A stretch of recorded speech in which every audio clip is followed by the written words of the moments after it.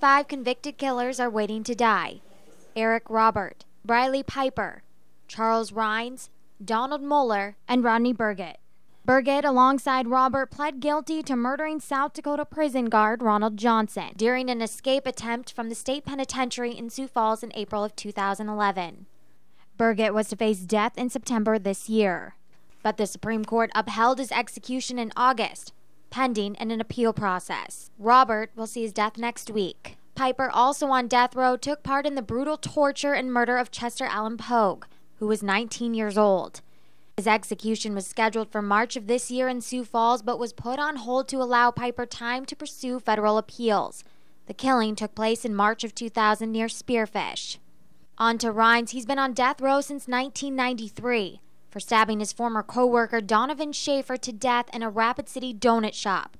Rhines was in court in July trying to appeal his death sentence, challenging the constitutionality of the method of execution. 4 days have been set aside at the end of November for a court trial.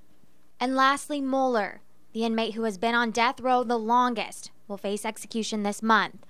Moeller was convicted for the 1990 rape and murder of Becky O'Connell, who was 9 years old. Becky was last seen by her parents on May 8th of 1990 in Sioux Falls.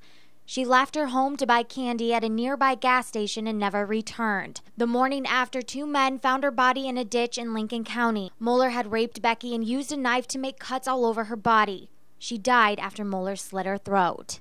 On Tuesday, Moeller wrote a letter from the pen to the judge asking to dismiss his arguments challenging his death sentence and to move forward with the execution.